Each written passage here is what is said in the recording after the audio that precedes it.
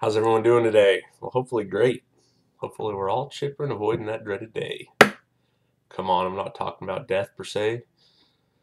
What I'm wanting to talk to you, what I'm wanting to talk to you all about are arguments or fights with your significant other, and what to do to avoid or save what's left when they do occur. Maybe I am talking about death for some of you. I'm just joking. My name is Mike Kegley, and I wanted to discuss the importance of tact when encountering an angry or irritable spouse, and how to avoid the pitfalls of falling face first into a full-blown marital argument and fight. In all seriousness, how many of us have been caught up on the wrong or receiving end of an argument from your significant other? Yeah, I think we all have. Well, I certainly have too. I'm not immune to that. And more than I like to admit that that was never disclosed before we got married. Nobody ever told me that part was going to happen. That when we got married, that there were fights were going to occur. I just thought it was all going to be happiness and bliss. But I guess I was wrong.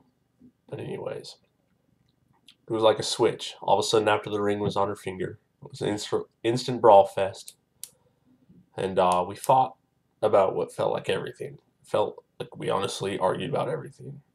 It wasn't intentional. We weren't trying to be at each other's throats the whole time, but it just felt like we weren't meshing per se. I call that the transition period in our marriage. We went from the single life to the married life. Having to not only worry about yourself, but worry about somebody else. And the hardest part for us was not worrying about just ourselves, but worrying about the total picture. The family as a whole. But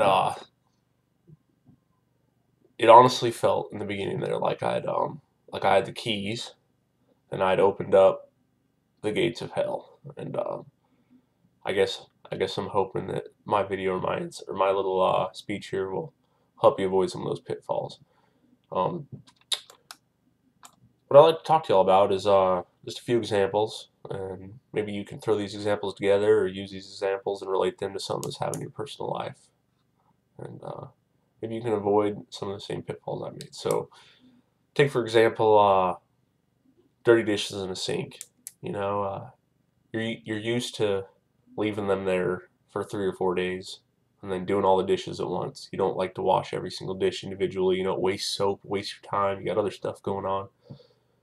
Well, that happened to me, and that argument could have been avoided by one simple thing, and that's communication. If I just communicated to my wife that my style of doing things wasn't washing every single fork every time I used it, or every single spoon every time I had a bowl of ice cream, I like to do them every 2 or 3 days. She would have, I'm sure she would have been receptive to that. She would have been respectful and understood, as long as I held up my end of the bargain and washed them every 2 or 3 days and not let them pile up sky high. Um, that's one example. Second biggest fight I think we've had is about finances or money. Not the fact that we're going broke or I'm out there overspending or she's out there overspending. It's just the fact that we both work. We both have individual incomes, and in the beginning we decided to do individual accounts. Well, going back to my first example, communication started to break down on what each of us was paying for. So that spurred an argument, and what ended up fixing that argument or fixing that tension in our relationship was getting a joint account and attacking our finances that way, instead of doing everything individually, not communicating who's paying what bill and arguing about who's picking up the tab that night at dinner. I mean, goes back to the first example, communication. I'm telling you, communication will save you. It'll save you in the long run. And then let's talk about our careers, man. That's that's been a big argument for us plenty of times. Staying late at work, or one of us wanting to do something else with our lives and drop everything we're doing and move somewhere else. Well, we have to communicate with each other that we're not individuals anymore. We're a family. There's two of us. We're joint. So if we want to do something, that has a big effect on what the other person's got going on. So it took a lot of communication,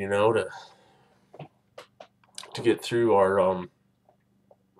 our career issues, which is a big deal. But you've heard me say one word, one word more than any other in this speech, and that would probably be communication.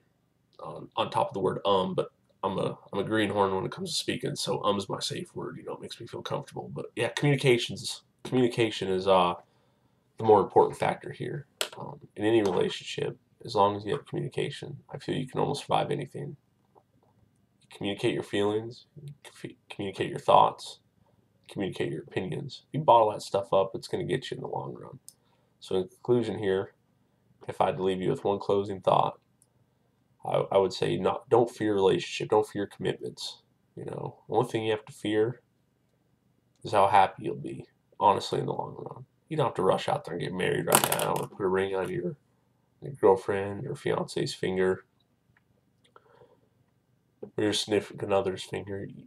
What I'm telling you guys is don't be afraid to be happy. If you're afraid of all the pitfalls and marriages you hear about, just take a little bit of my advice into hand. Use communication. Communication will get you out of almost any problems.